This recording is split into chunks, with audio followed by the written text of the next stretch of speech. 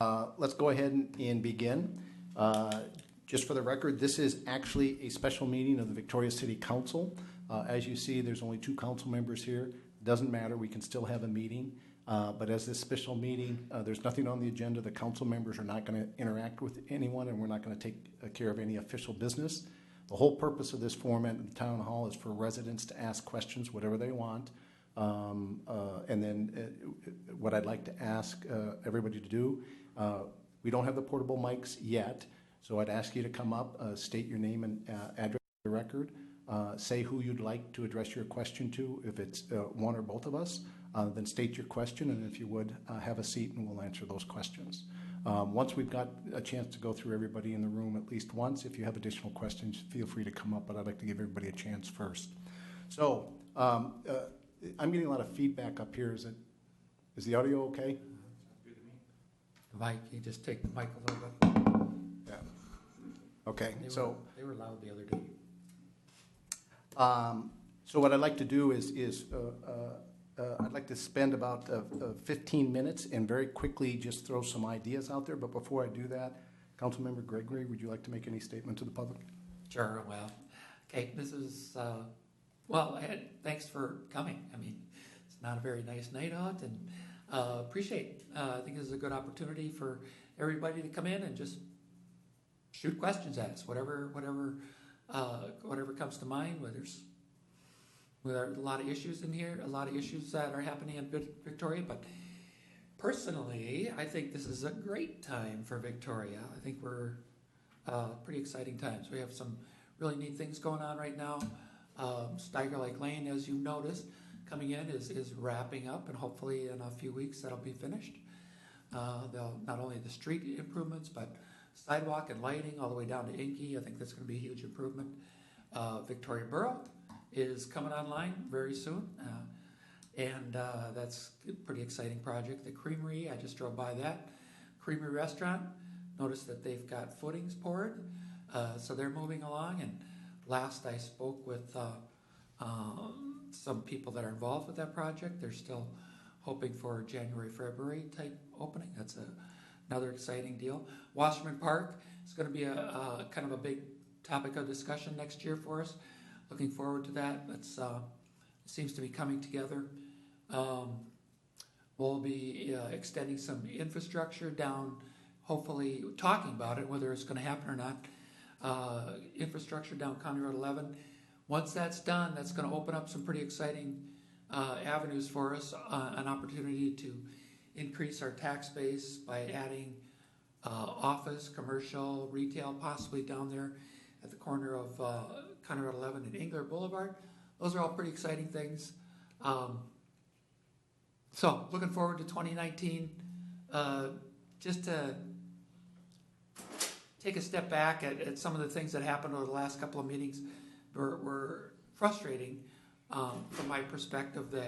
The whole incident with removing Sharon Eklund from the task force, it was really a frustrating experience, something that didn't need to happen. First of all, the majority of the council changed the rules in order to do that. They introduced that at the last minute, which I thought was inappropriate. And nonetheless, they went ahead and removed Sharon on a last minute notice. Didn't need to happen. And I think it's important to note that that happened in front of some guests that we had here in the chambers. The League of Minnesota City Insurance Trust was here at that meeting. And the reason they were here is because they had some questions and concerns over some of the decorum that was here at City Hall. And that wasn't setting a very good example at a time when we should have been looking for ways to come together on issues. I thought it was inappropriate to look for something like that. But nonetheless, that was didn't need to happen. At the last meeting, they put her back on.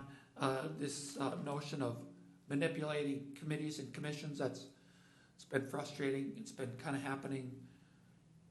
Personally, it's been happening for the last 4 years. That's my opinion. Just a personal story I just want to share with you on that. 4 years ago, I ran for council, 2014. Came up short, didn't win that race, but after that race, I still wanted to be involved with the Victoria City City Council. So I applied.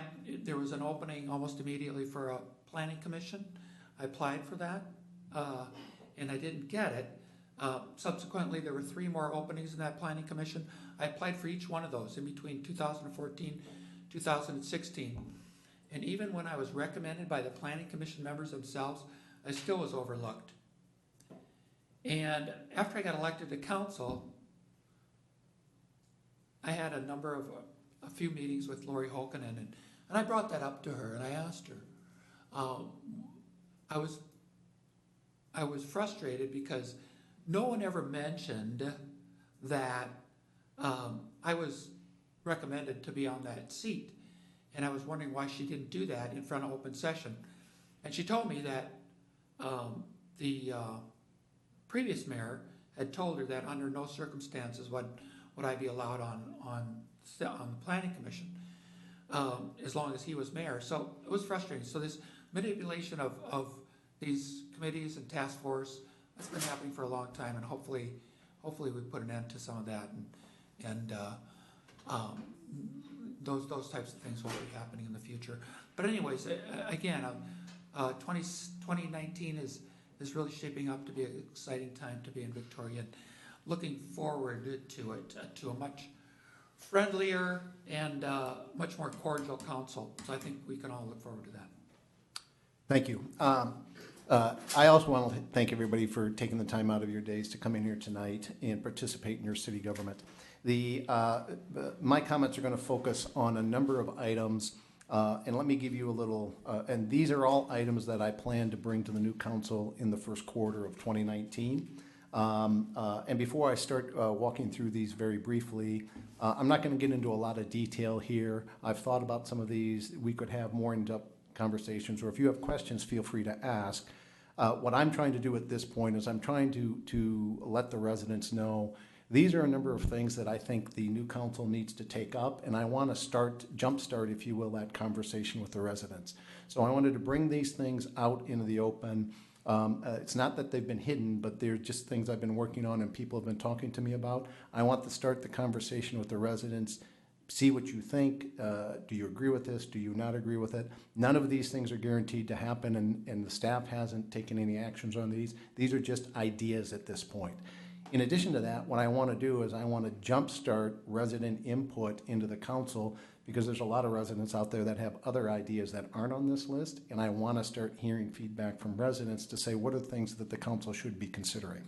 So with that kind of precursor, let's start. First off, there's 2 things on parking that I think we need to look at. Kelly, could you go to the old Public Works building and show that on the map, please? This building, for those that probably most of you don't know, actually sits on an old dump from the 1950s.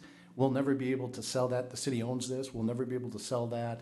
But one option that we ought to consider as we expand east and downtown is potentially taking this and making this a parking lot, because it's right next to the trail system.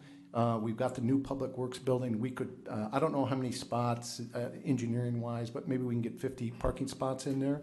And as the city expands eastward down Steiger, here we've got ready-made parking, plus the city owns this, so we don't have to acquire the land. It'd be relatively inexpensive to get parking. One other thing about this piece of property is, can we go over, zoom out a little bit and show Rick Leitner's place? For those that don't know, Rick Leitner owns this property, these properties there. That green shed that you see is actually his business. One of the things that he's talked to the city before about years ago is moving his business to the old Public Works site. He doesn't need to live there. It's just moving his well business. And in order to do that, this would open up his property, and if he were to be able to come up with developers where these properties of his could actually be developed and turned into expanding the downtown core. But he would have to have a place to move his business. When he's talked to the city before, there was no interest in it.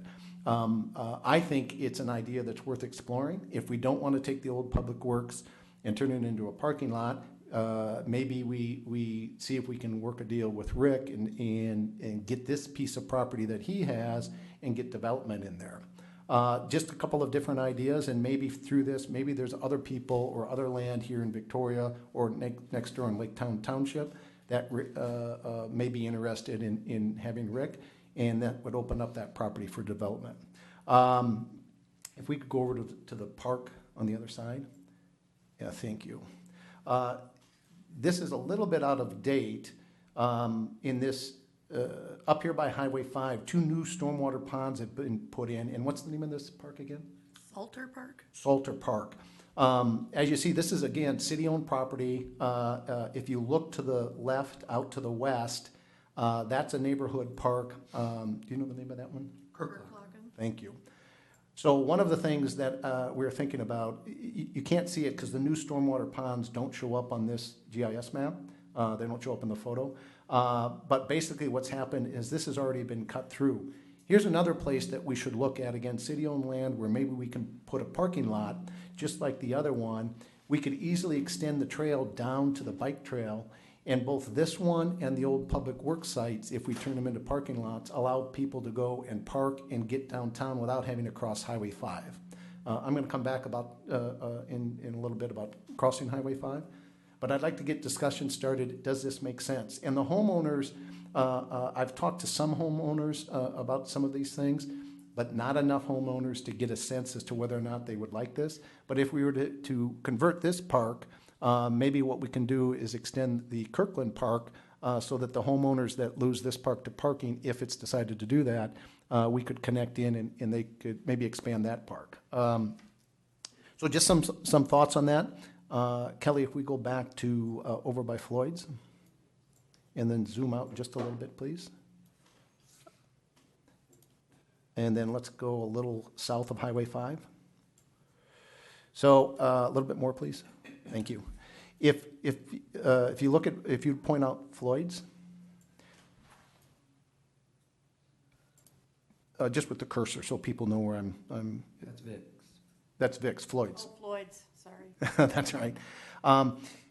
If you cross Highway 5 on the south side down on the map, that square block by the roads and the square block to the east of that, to the right, what I think that we ought to consider, and potentially the next block, if we go south a little bit more, the next block of homes right there, and then to the what is it, 4 homes right there on County Road 11. I want to find out if the residents are interested in taking those 4 areas and allowing the residents that live there, assuming they want to do that, mixed use. In other words, we've already seen Churchill's, ABC chiropractors going in. If residents want to take some of these homes and convert them to businesses that don't have huge parking demands, so a lawyer's office, an accountant's office, or offices that don't demand a lot of parking or only a few parking spots, that may be something we want to consider, right?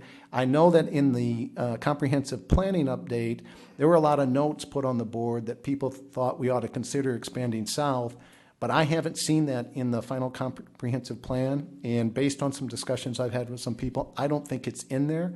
I'd like to know whether or not residents would like this, whether they would like to see that happen or whether they wouldn't. One of and this kind of gets me to the next point I want to bring up, crossing Highway 5. I think everybody is well aware, and there's been a couple of people that have actually been hit when they're crossing Highway 5 in the crosswalks. Kelly, let's start over here on the west. If you point out the Dairy Queen, I've been having some conversations, not too far west. The Dairy Queen? Oh, I'm sorry, the Holiday Station. My mistake, sorry. There's the Holiday Station. In talking with some state people and just getting some ideas to find out feasibility, to cross Highway 5, if we do the parking lots, both of those, if people were to park in either one of those that I mentioned earlier, you don't have to cross Highway 5 because we could build trails, so there is no crossing Highway 5. But if we wanted to expand south, we need a way for pedestrians and bikes to easily cross Highway 5, especially with the load of traffic, without, even when we have the crosswalks and the lights, it's still dangerous for them. So A couple of things. I don't think it's feasible at this spot to actually build a bridge to cross Highway 5, a pedestrian and bike bridge. If we go east, just scroll east a little bit, please. Thank you. If we try to do it at Floyd's, we can't. It's too congested. If you go to the next intersection, Quamuklet, there's a possibility here that there's room by the on the bank parking lot, and there's an apartment on the south side where we may be able to get a strip of land to be able to put a bridge across. Not sure the property owners would agree to that. I'm not sure if this is the best location. If we couldn't, if we decide to do this and we couldn't get the land for a reasonable price, one option would be to consider converting those streets to one-way streets and then using the city-owned street to build a bridge to get across. We'd have to connect sidewalks so that people on bikes or walking could easily get there and then cross over. I'm not sure if that's a viable location, but it's a possibility. One other area, if we scroll over to the fire station, please. So the fire station, again, this is all city-owned land. We could cross here, and Cabin Fever, Jeff, who owns that, I spoke to him. When he put his, can you point out Cabin Fever? Thank you. Jeff owns that parcel. When he put that parcel in 19 years ago, he said that he was forced to grant the city a right-of-way. I don't think Deeb's property, which is to the upper right, and the Hartman property, which is just directly west, to the best of my knowledge, the city doesn't have right-of-ways there. But if we were to come across by the fire station, we could use that right-of-way and be able to have elevation up and over and then elevation down with the existing right-of-way. We could connect the sidewalks in. This would allow people a safe way to cross Highway 5, both pedestrian and bikes, and the city owns most of the land and has the right-of-way. We'd still have to connect on both ends into the sidewalk system, but at least it's a possibility. So I don't know if we could get state or county funds to do this, but I've asked those questions and started to put some feelers out. Now, I don't know if any of these are viable, but I'd like to have residents start talking about it to see if there's anything here that they like and if they would support or not support some of these things. I'm going to go through the rest of the items a little bit quicker here. I've talked before about trails. I continue to work the watershed. We have gaps in our trails. There's studies you can get from the city staff that show that. What I'm most interested in is hearing, where's the priority? Is it Bavaria, or is it down by Wasserman on County Road 43 and connecting in there? I'd like to kind of get a better sense, and this may exist, although I'm not familiar with it. I'd like to get a better sense which are the trails that we need to work on if we were able to get some resources and try to do those connections. Roads. Everybody knows we need roads. There's a lot of activity going on with the county. Marsh Lake Road is going to happen sooner rather than later. And probably, I would guess, Kelly, if you have different information, feel free to jump in. But I would guess that Marsh Lake Road could start as early as 2019. And I think a worst-case scenario, it'll be going in 2020. I would like to see, just from my preference, 2019. Rolling Acres Road is being studied. Highway 5 is being studied. And that kind of leads me to the next point, crosswalks. I've been having a lot of discussions. The county's been involved, working with staff. They've got a report that if you want to get a copy, the staff can get it to you if you just contact them. A number of the road issues also tie into safety issues with crosswalks. There's 5 specific crosswalks we've been focusing on. Again, I won't go into the details here, but I really believe that we need to focus on those and make those improvements. It also ties into a certain in connecting our trails, because these crosswalks, we don't have good crossings on the roads, and we need to do that. So I want to get some more feedback. We're going to continue to push that in 2019. The 2 final items, conservation. Last night I met the Lakes and Water Quality Committee met. We've talked before in council meetings about a number of ordinances where they exist on the books, but the city's not enforcing them, and that's causing us some issues. One of the things that I've asked them to look at is, especially what happened in some of the development on the south side of the city, is some of the residents have complained that the developers are clear cutting, especially a lot of the older, bigger trees. And so I've asked them, as they're looking at some of these conservation related issues on how we can protect the trees and the waterways and the have buffer zones, so we have runoff that gets filtered, so we're not putting the pollution into the water. One of the things I asked them to do is, when we look at and potentially revise those ordinances, what can we do to strengthen the existing tree ordinance to protect more of those trees as development continues both south and west? And finally, the last point, and then I'll open it up for questions.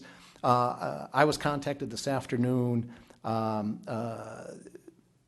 some people that I don't know if these are real issues or not, so I'm not going to get into details until I have a chance to look into it and find out. But it was made clear to me that these people didn't realize, or the assumption they were operating on is the council and me in particular and other council members are aware of issues that they have that they're trying to work, and they're not happy with the results. So I'm not saying this is an issue. I'm not saying it's justified. I don't know all of the details, but I want everybody to understand that if anybody, and these were, by the way, two business owners, if there's a problem and they think there's an issue where the city isn't doing what we should, don't assume that council members are aware. And I think everybody, residents or business owners, if you're experiencing a problem, you need to reach out to us. If you think that there's something that we should be aware of, don't assume that we're aware of it, because in most cases, most likely we are not aware of it. So with that, that finishes my remarks. Who would like to go first?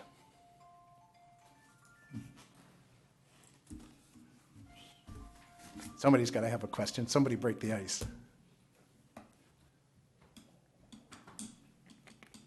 Nobody? Oh.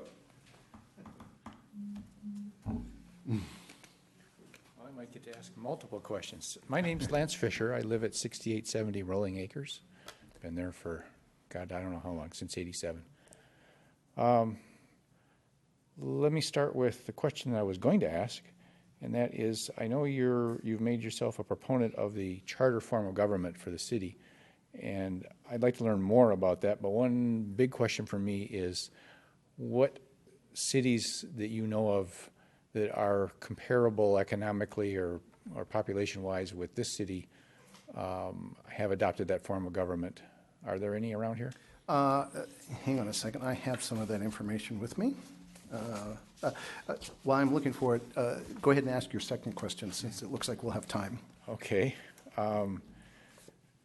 With regard to the old Public Works site on Steigert, is the property boundary go all the way up to the lake, or is this does Three Rivers own a buffer in between there? So I have the Public Works parcel is in the triangle here. Okay, so it does So- not go to the lake. No, so Three Rivers Park District owns to the west and to the north. And the concern I have is, if we do a parking lot there, is there room to do stormwater treatment? Because you'll be adding a fair amount of hard surface there. So that might make it an inappropriate place for a parking lot, unless there's a way to either tie into the regional treatment system you've got west of town, or on-site treatment. But that's close enough proximity to the lake there that it would be problematic if you couldn't treat the stormwater and you're going to add a runoff issue. I think that's valid questions. Like I said, none of these points I made have been fully vetted, and I don't even know if there's public support for them. Stormwater doesn't go into the sewer system. The stormwater goes into the stormwater system. I meant the stormwater sewer. There's storm sewers and there's sanitary sewers. There's a storm sewer system in here. It doesn't go to, out west or to Savage. The storm sewer. No, doesn't the go to Savage. the facility I'm talking about is the one that was mentioned earlier on the south side of Highway 5 is a stormwater treatment series of ponds that are going in right there. Right. And it's my understanding that is intended to be treating a lot of the downtown stormwater. Right. Correct. And I'm wondering, or I guess I would ask that you consider whether or not, if you put a parking lot there, that can also address that. All valid questions, and part of the vetting that would have to go into anything. Obviously, yeah, this is a long ways from a project starting. Correct. But what is important, and what I really want out of bringing this forward is to start those discussions, right? I've never heard people talking about this. I want to find out if there's interest and viability, right? And these are exactly the kind of questions that need to be brought up and raised to see if it's viable or not. Specific to the charter city, I don't have a complete list of the charter cities in the state. I have a couple here in front of me just because I've been able to do a little bit of research. Red Wing, St. Cloud, Bloomington, Hutchinson. I know there's I think, 20, 25? Do you know off the top of your head? I'll Google it. So there's a number of charter cities. Most are bigger than ours, but I don't think that should prevent us from looking at the charter city. Quite simply, there's 4 advantages, or there's 4 key elements, if you will, to going to a charter city. First and foremost, you can in fact include a recall provision. And it's the residents that design and develop the charter. So let me back up, because since the last time I spoke about this, I was able to do research and find out basically what happens is the council would have to vote to form a commission. The commission has to be approved by the chief judge of Carver County. That commission then is formed, and it has to be formed by residents that live in Victoria. They develop the charter. That charter, once it goes through a public process, there's iterations until the language is done, and then at that point, it would have to go in front of the public, and the public would have to vote on it and approve it. Until all of that happens, there's no change in government. But there's 4 key elements that would be part of the charter that I think are important and apply to Victoria. First and foremost is the recall provision. People have come here and said things that you can't do this. That's not correct. There's malfeasance and nonfeasance, and we could get into discussion as to what that is. Trust me when I say there's a little bit of case law on this, but it can be done. Nonfeasance can be a removal. What is nonfeasance? Nonfeasance, open meeting law violations, anything in the performance of duty that reflect negatively or affect the entity that the person is representing. So DWI in office, if it's part of an official function and that's part of representing the city, that could qualify as a nonfeasance. So I think that's important because that would avoid what's happened in the last 2 years. Number 2, residents have the ability to bring any issue that they want to amend the charter. So let's say the charter's done and it's being not used correctly. Residents have the ability to amend that. They have that power, not the council.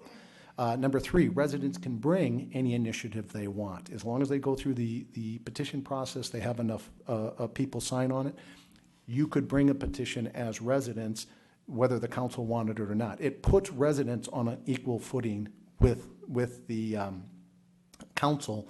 And then you clearly have to be able to balance the ability of the council to function and have efficient government versus going to votes all the time. The 4th element that a charter city has is you can put restrictions, and the residents, again, would set the threshold. For example, if the council decides to do a TIF, and residents, when they developed the charter, said any TIF that exceeds, and I'm going to make this up, $2 million can be subject to a petition. If that's what the residents put into the charter, then any TIF that's $2 million or more, the residents could say, no, we want to vote on this. What this guarantees you is the residents, if they don't like what's going on, they have a mechanism to equal themselves, if you will, with the city council. Now, there are limitations on a charter, and there's 2 items, and I, off the top of my head, I can't remember. One of them, I think, is taxes. Sorry, residents can't change taxes. That's solely under the authority of the council. And I think the other one was assessments, because nobody likes to get assessed, and you can never get anything done. I think those are the 2, but that may not be right. So the reason I want to do that is, regardless of what happens in the future, this puts residents, in my opinion, on an equal level with your elected officials. And if things are you're not happy with, residents can step in, and they have a mechanism that doesn't exist today. Does that mechanism require a certain percentage of the residents to sign on with it, or how does that? Yeah. Obviously, one resident can't go, I No, don't like this. no. So how does that work? There's actually, at the Minnesota Secretary of State website, There's actually, I think it's a recall provision sample and how you have to do it. And don't quote me on this, long before when I was first getting involved, we actually did a petition to challenge some capital improvement bonds, which are subject to a voter referendum. If I'm not mistaken, in that case, we needed 5% of the residents who voted in the last election to sign it. We did that, and I think it took us at that time 355 votes or signatures in order to force a referendum, and it was a valid referendum. Things like we're talking about on a TIF, I think it's higher. I think it may be something like 25%. So you can't have, if you will, a small minority of forcing elections all the time. And those elections typically cost $35,000 to do a special election. It's at least in that neighborhood if the numbers I heard before are correct. So the residents would be able to set that threshold. Now, as we get into this and look into it more, there may be some other statutory basis or thresholds that you have to follow. But off the top of my head, I would say you're probably going to need a minimum of 20 or 25%. And it's typically of the people, I don't know if it's eligible or the people, I think it's the people that voted in the last election. So if you have 10,000 people and it's 25%, you need 2,500 signatures to force a vote. And then at that point, you've got the impetus to actually have a vote, but then it becomes a citywide election of that? Or Right. There's a special election where everybody okay. is eligible to It's a vote. popular vote. Right. It's a popular vote to say yay or nay. Okay. Does that help? Yeah. All right. Okay. All right. Anybody else? Thanks.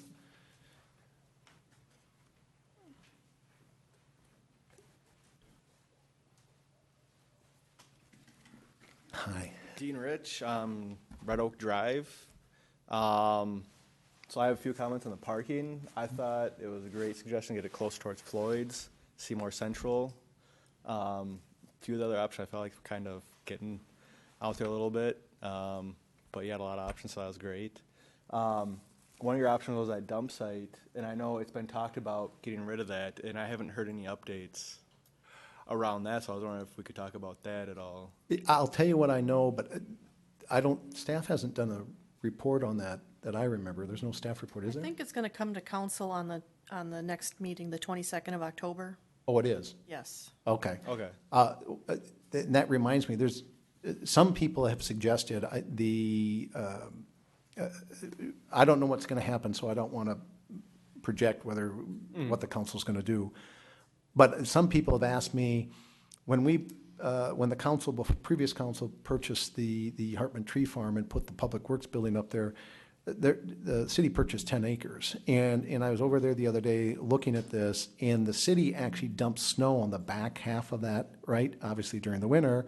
And so one of the things that I was thinking about that I'd like to get residents' thoughts on is what's the possibility in the summer if we shut down the old Public Works and with the county site being closed, maybe we allow Victoria residents only to keep traffic down, but Victoria residents only, maybe we turn that for a few months in the spring or summer or whatever the people would want.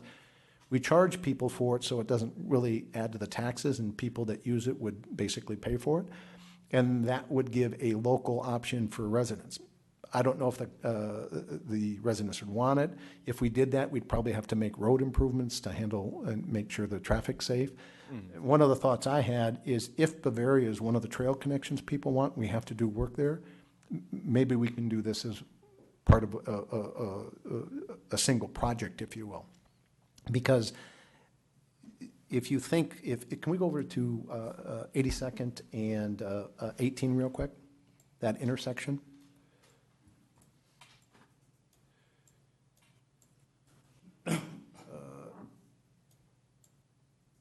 Did you go too far south? Here's 18. Oh, yeah, we're not far enough over yet. Keep going east to the right, yeah. There we go. If you go up a little bit so we can see the Public Works building. There we go. Are we there yet? There. So can you point out the Public Works building for folks? There's the Public Works. There's that land to the east, to the right, where the snow is dumped. We could maybe use that. But the intersection at 82nd, 18, and Bavaria Road, that intersection needs a lot of work. And there's already been discussions, and I continue to have discussions with the county transportation tax. One of the things that we're talking about is putting a roundabout in there. And if this is where we want to get the trail, and maybe we want to do this, maybe we do that side of Bavaria Road, that section, connect the trail, fix that roundabout at the same time, and then maybe put in turn lanes if in fact we wanted to do this. So it gives a lot of services to the residents. It gives a trail so that we get people off Bavaria, maybe makes the traffic a little safer, and we fix at least one of the intersections in the crosswalks. So just a thought, there is some initial work already done on the intersection there. The others, I'd like to hear what people think, right? The people that live there, would they consider this an issue if we limited it just certain times and just Victoria residents, so we don't have a line of cars? Bavaria is already tough. We wouldn't clearly have it open during rush hours because there's already too much traffic. So, but that's an idea. So back to your part about the parking. I think you're right. Those parking spots are on each end of town, but I think we're going to expand out. And if we've got the land now, the city owns it, and we can basically prepare for, it may be cheaper to do it now than wait for later, especially the old Public Works. It's an old dump site. I don't know what, we're not going to have very many options with that.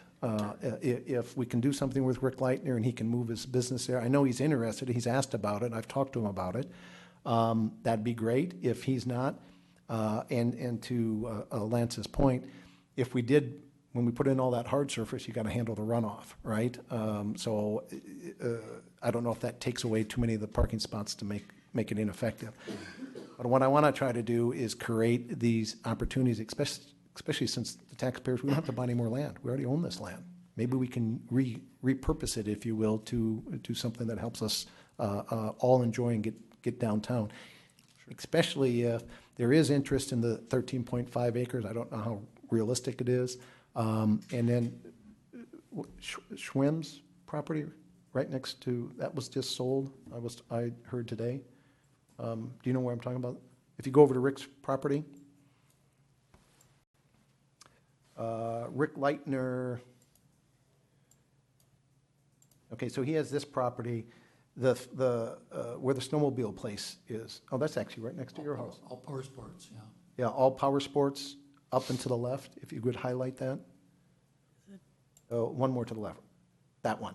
I was just told this afternoon, literally about an hour and a half ago, that property just sold, and when unconfirmed, so I don't have any details, but supposedly that was sold to a developer, and the prior owners are now looking to a place to move their building. I have no idea what that means, but there may be something going in there, which when you start thinking about the parking lot just across 5 that allows access under Highway 5 and directly into the trail system, that all of a sudden takes on a new significance, because you've got parking, relatively speaking, close. It's not right up to the door, all right, but it's at least options to consider. Okay. So, and at the end of the day, if the people don't want this and it's not viable and it's not going to help us, then we don't do it. Okay. Fair enough? One other comment I had around the dump site is, one thing to take into consideration is how many new houses are being built, and typically a lot of these houses you see, you just get the builder spec'd out landscaping. And I'm one of those homes, and every year, me and my wife pick out new plants, dig out old ones, and so having a local dump site will be really nice for all the growth around here, for people who, once they actually see what that landscape looks like that the builder gave them, that maybe it's not really what they want and they need something more local, more convenient to make I think upgrades we've all to the done property. that. So, That I is think that's why I think it's important to keep something local, maybe keep it free or as cheap as we can possibly make it for Victoria residents. Yeah. I think losing that's going to be Yeah, that is bad a asset. discussion we're going to be having shortly, trying to figure out, is that a service that the residents want? I know some neighborhoods actually already are hiring that out, having people come in, so it's good, it's gonna be a good discussion we have. Hopefully you can come and join us for that. Okay. And then one other comment I have around the trail system, maybe this has been talked about and I just never heard any news on it, but trying to connect, Lake Town to downtown, it doesn't have a real clear path because once you get to the golf course, it kind of cuts off. And I was wondering if there's any discussions around connecting Victoria So to let's- Victoria, because that's really hard, because I got my little man there, and sometimes we actually have to pick up his bike and cross the street, go on the shoulder for a bit until we get to, what was that, Chevelle or whatever, and cross the street right Oh, at sure, right, yeah. the golf course and get on their trail, so. Great question. Kelly, can we get the golf course golf course entrance off of County Road 11? Where is that here? There we go. So, that's perfect. This is another one of the intersections. I'm sorry, just scroll down a little bit. Trying to get my bearings. So that's the golf course. The other one is, okay, keep that in mind or zoom out just a little bit. I'm trying to get both.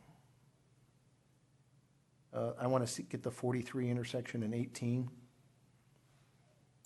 It's just a little, Here. oh, there we go. I'm sorry, I was going the wrong way. We were, yeah, there we go. Sorry, I had myself turned around. The county these are intersections that are problematic for traffic. There's problematic for crossing. And these are two of the intersections that have been, they've done a full in-depth study with the county.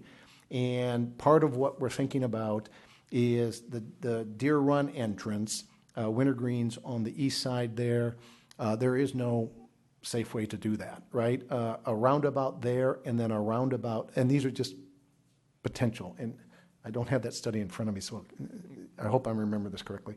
Then a roundabout at 43, 18, 11. The problem with the roundabouts is we need to make sure that there's enough land there so you can put the footprint in and then handle all of the pedestrian traffic.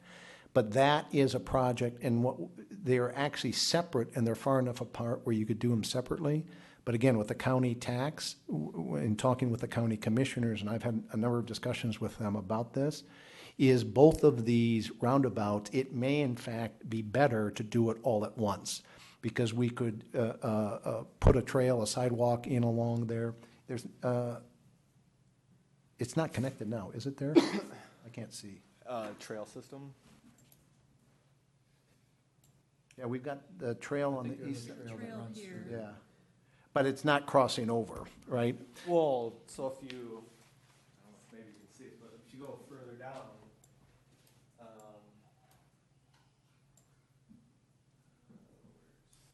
yeah, so trail ends, yeah, like right here. And you're down in the development in the bottom here? For a bit, and then you have to go up to the Chevelle development. So you're running Oh, got it. across this green on the shoulder, past their shed, their utility building. So you don't have any, There's no sidewalk on either side of that road. And there's no connection from the road to Chevelle. just from, if you wouldn't mind, point it out on this one so I could see it. Yeah, sorry. No, that's fine. Okay, so right here, the path basically ends for all the neighborhoods. And that's The other what, option is going all the way around here and up. So right here, we have to go on the shoulder up to here and then across the weeds to get to where Chevelle. oh, got it. Put all of their sidewalks over there. So there's a pretty big gap, and you're building a lot of homes down there. And so it's kind of a, it's nice. It's only a few mile bike ride to take, our kids Are there you, and all that. are you in Lake Town? Yeah. Which part? Red Oak, so like. Lake County. Yeah. 8? Is it 8? Yeah. So, Go as far down as you go. so clearly I thought, I was thinking further north, right? So the county is still looking at those roundabouts, but specific to this, do you know if there's any plans in which side there's plans to connect? I know I've seen, you know what? I may have that. Speaking of which, bear with me one second here. I actually may have that trail. Here it is.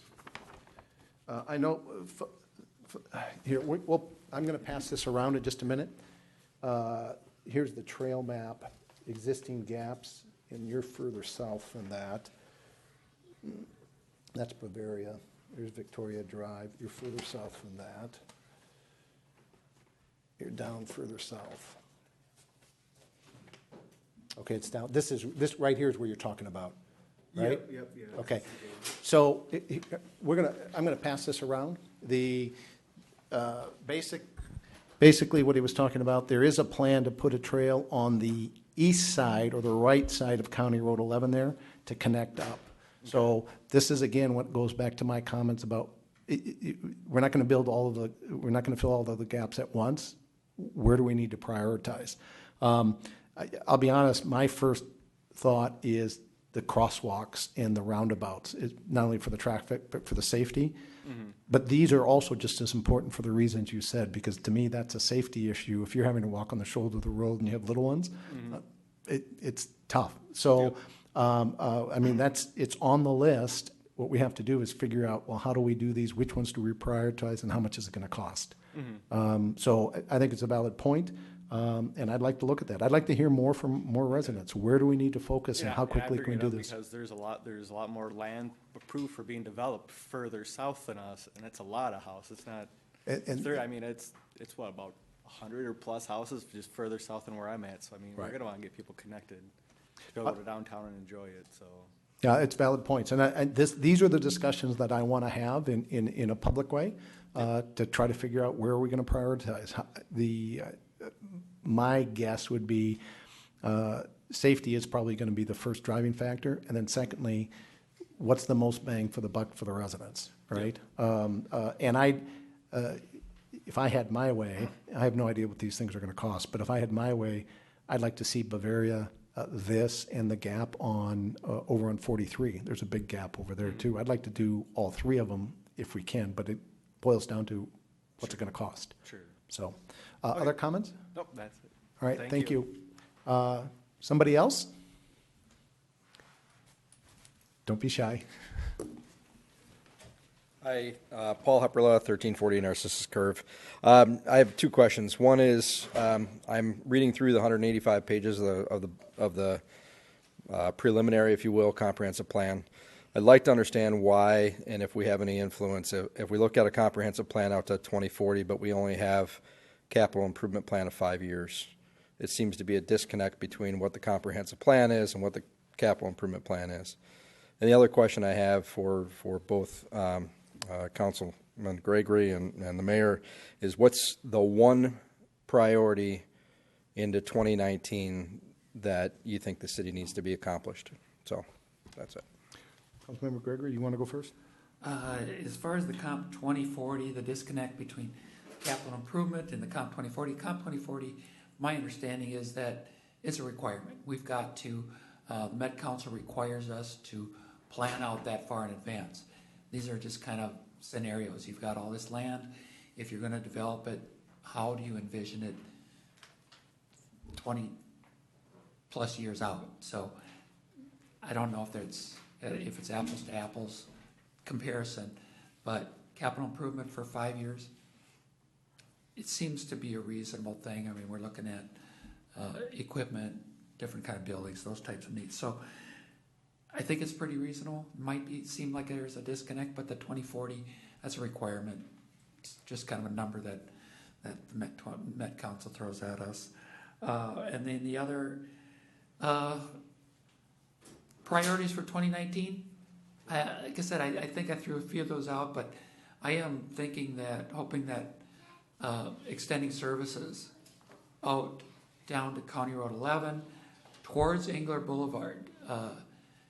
If those types of things start to materialize and we can extend services, if there's interest to commercial, retail, office, I mean, there's a lot of possibilities there. I think that's exciting. The other one is still a high priority, I think, is Wasserman Park as far as the 2019. We've got the parking task force. I think we're going to get some good information out of that, and once that comes out, we're gonna have to deal with some of those, especially with the new businesses that are coming to town. I think we're gonna have some issues there that definitely need to be addressed. Thank you. I think it was 2 months ago, 3 months ago, I asked that question in a finance committee meeting about extending our capital improvement plan. Do you remember that? Yes, and the 5-year capital improvement plan is what is formally adopted by the council each year. But we do internally project out 10, 15 years if we know of information, particularly for our public works capital equipment replacement and our fire department capital replacement. So we are going out beyond the 5-year. It's just not formally adopted by the council. So one of the things I asked in the finance committee meeting was basically getting to that point, because somebody else had actually raised the same question to me, and I kind of went, right? 20 years versus 5 years, why the disconnect? And as I thought more about it, I thought, especially when we know that we have road projects that are becoming our way, wherever possible, I would much rather put money aside now so that when Project X comes up down the road that we know it's going to come up at some point, instead of having to borrow money, we've got the cash on hand. We all understand that there's times that the city's going to have to borrow money. It's just the nature of the beast. We've got a great credit rating, but just because we can doesn't mean we should. In fact, is it roughly 25% of the total revenue goes towards debt service today? Is that accurate? Not of total revenue, of our total levy is going towards debt service. So if you think about that, if it's 25%, that means 1 out of every $4 isn't available to do other projects, right? Everybody understands that we've had to borrow money to do the road program that, lasted 15 years, 18 years, which is just coming towards an end. So you're going to have some of that, right? But I would love to see the city do everything possible to set money aside, not borrow money, because then that $1 out of every 4 all of a sudden becomes available to either set more money aside or to take on projects. Because I'm kind of a firm believer, if we can be debt-free, so be it, right? Knowing full well that there's things that you're just going to have to borrow money for, and I would prefer to take that approach of bonding only when we absolutely have to. So, Paul, does that answer your questions? Yeah. Okay. Somebody else? Going once? Going twice? We'll give them some more time.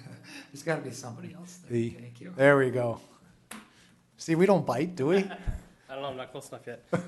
Kevin Roberts. I'm in Lake Town as well, Red Oak Drive. Thanks. Address, please, for the record. 9340 Red Oak Drive. Thank you.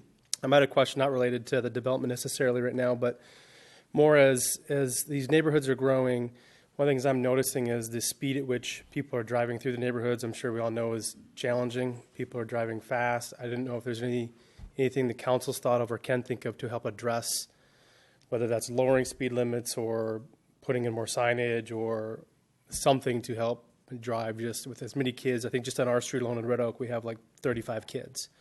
Having cars speeding through there, even at the unposted minimum of 30 is pretty fast. So I don't know if that's something the city council can look at to address. Yes, the Kara's not here. She can explain the process much better than I for warrants, but there's a process they go through. And I believe this actually came up earlier today with some residents. But if I remember what Kara said in there, I think you need 50% of your residents to sign a petition, and then I think it goes to the council. I understand that process. At the same time, if there's a lot, even if you don't get 50%, but residents say this is a problem, I believe that they should be able to come to the council anyways. If it's putting up a stop sign, I would rather err on the side of caution and put the stop sign in and slow traffic down. I also think that because Marsh Lake Road hasn't gone in yet, we don't have some of the connections, so we don't have some of the outlets.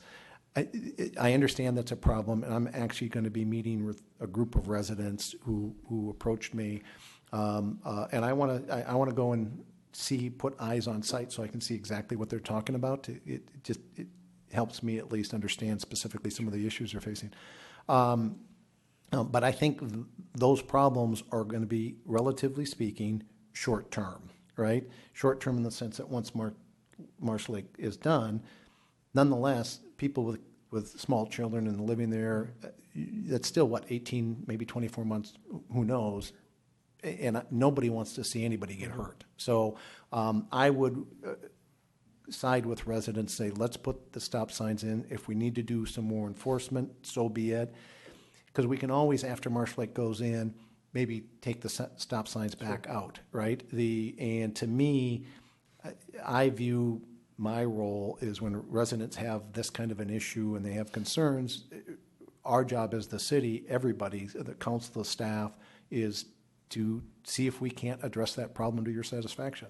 Now, we can't always solve every problem to everybody's satisfaction, but we have to try. In this particular case, even if you don't get the 50%, if there's a safety issue, I think we err on the side of caution. Okay, perfect. Kevin, and just to tag up on that a little bit, I've only been on the council for a couple of years now, and I'm a little surprised at how little control we have over those types of things. My understanding from listening to Kara is that stop signs can't be used to control speed by law, which seems somewhat counterproductive. If we've got a speed problem, let's put in a stop sign. So apparently we can't do that. And as far as setting speed limits, again, I don't believe that's within our jurisdiction that we can do that. So there is a process in place. We did, a resident did bring forward a petition about 6 weeks ago, and they were successful. They did get a stop sign in their neighborhood. So it can be done. I don't really know all the ins and outs and restrictions that can happen, but long story short, there's some things we have control over and some we don't. Sure. And I'd like to follow up. When I'm asked questions like in this setting, right, I'm telling you what I think. Sure. But Councilmember Gregory brings up a good point.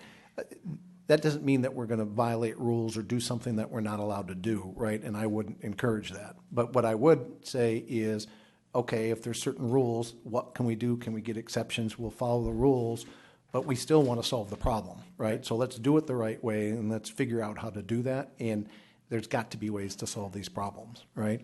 And actually, that's an interesting point. You would think the stop sign is there to, it could be slowing cars. Yeah, well, and I think from my perspective, it's not necessarily even a stop sign that's the issue. It's just people go really fast up till the stop sign. So, I mean, you put a stop sign and it's still going to go fast until they hit that sign. So, but as like in our neighborhood, there's a street, Hackamore Drive, that's going to come right through, and it's going to help connect the 9th edition and the 10th edition of Lake Town, and it's going to drive a ton of traffic through there rather than people driving gravel through Marsh Lake to come over Right. On the other Wasserman side. So, So one of the best things we can do to solve this is expedite Marsh Lake Road, right? do that. So I'm trying, but So who controls that? Is that a county project, Marsh Lake, or is that?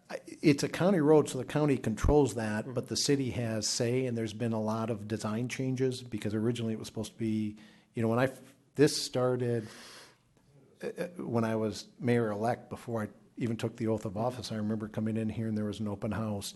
And at that point, if I remember right, it was a 4-lane divided highway with a big medium and trails on both sides. Well, I mean, that was, in my opinion, way too much, right? And so it's gone through a number of revisions. I think we're getting closer. Kara's not here, so do you have anything to add as far as timing? Have you heard anything? Kara is still hoping for 2019 for Marsh Lake Road, but she's thinking realistically it might be 2020. All right. Well, I can tell you in talking with the county commissioners, I'm pushing to get that done as soon as possible, right? But unfortunately, government's not as fast as we would like it to be. I understand that. All right. Perfect. Thank you. Lastly, I just want to thank you for having this forum. I think it's a great opportunity to just come up, have the voices heard of the residents. I know in conversations I've had with my neighbors and just in general, I encourage them to get out more and get their voice heard more. And so more opportunities where folks can come out and do this and have more resident engagement, I think is awesome for Victoria. So thank you. Thank you. Appreciate you coming in. To that point, that reminds me of one thing.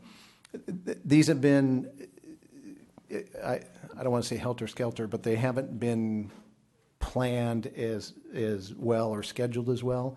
I plan to ask the new council to kind of talk about this and say, what do we want to do? I don't know what is, I don't want to have them too often, and yet I don't want to have residents feel they don't have the ability to come in. So I don't know what, if you guys have thoughts, talk with your neighbors. Is it once a month is clearly too much? Once a quarter, once every 4 months, once every 6 months? I'm not sure what's appropriate. And maybe we only do 2 a year, and then if there's special or a significant issue that comes up in the city, maybe we hold a special meeting to allow residents to interact and deal with that particular issue. I'm open to any sort of ideas. So think about that. If you have thoughts, send us an email, let us know. Somebody else?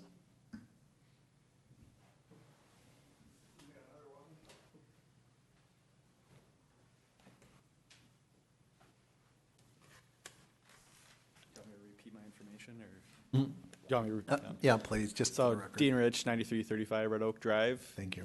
So I know a while ago the mental facility got approved. There's been concerns about security, especially with it in close proximity to the school. And now that I think about it, it's not just the proximity to the school, but you have kids even closer while they're waiting for the bus or getting off the bus.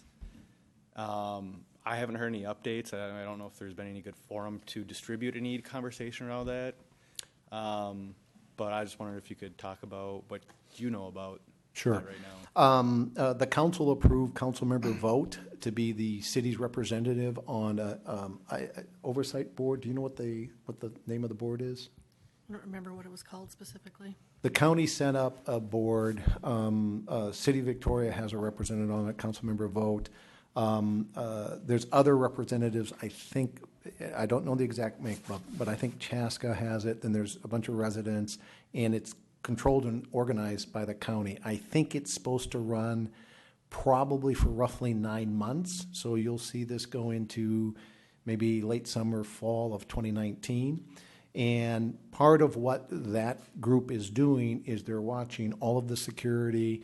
When this thing was approved, it's in Chaska. The Victoria City Council had nothing to do with it. It was a Carver County initiative, so we had no say in it.